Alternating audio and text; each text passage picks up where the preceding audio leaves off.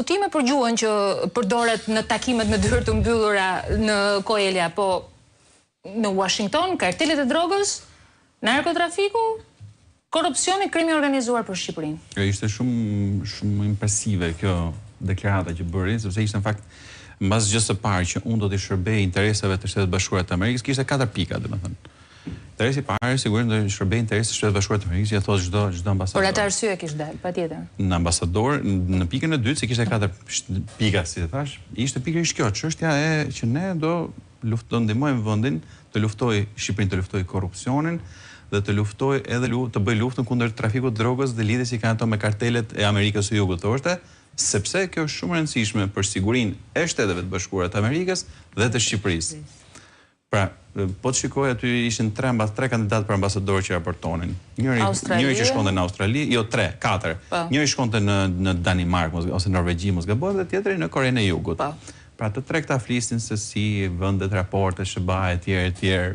Do jenë më të mirë dhe vetëm ambasadori i ri, ai që nëse rast do vjerë në Shqipëri, fliste që këtu duhet luftuar korrupsioni, droga, lidhjet me kartelet e Sinalos, praktikisht domethënë duke sikur po fliste për një vend diçka mes Amerikës së Jugut dhe Afrikës. Që këtu domethënë këtu është, por në thelb duke qenë se gjithmonë kemi syt nga Shtetet Bashkuara të Amerikës, shqetësuese për ne që e dim si është halli dhe si situata këtu, do të ishte që ambasadori mos ta kishte atë lloj prioriteti, ose mos ta thoshte, se kjo do të ishte të mërshme ose kjo do të ishte e frikshme.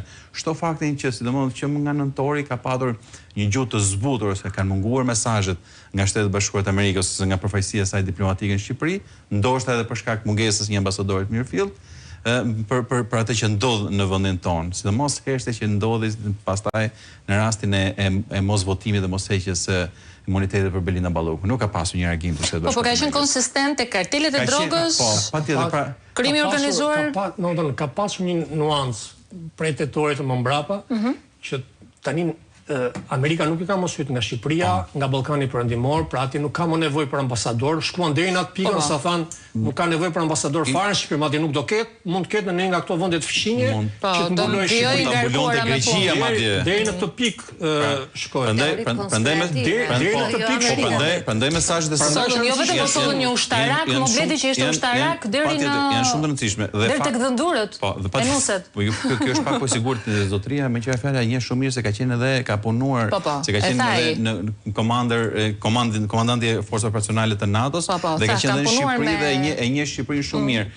Sigurisht pastaj bëri vuri dhe pikat mbi i për çështjen e korrupsionit tek mbështetjet që duhet të dhënë spaku dhe shikoni instrument të rëndësishëm së pari edhe për luftën për korrupsionin, një luftë e korrupsionit për çfarë është shef, sepse ky lloj korrupsioni dëmton thotë edhe interesat e Shtetit Bashkuar të Amerikës të biznesit në Shqipëri. Pra ajo që është përfolur shpesh që këtu arriti të çmenduria ku kompanitë amerikane nuk merrnin dot tendera, siç ishte ose nuk futeshin dot në tender. Lexoje krerët e dhomës amerikane tregtisë dhe e kupton për çfarë bëhet fjalë. Jo, te krerët e dhomës amerikane tregtisë foli dhe për Porto Roman.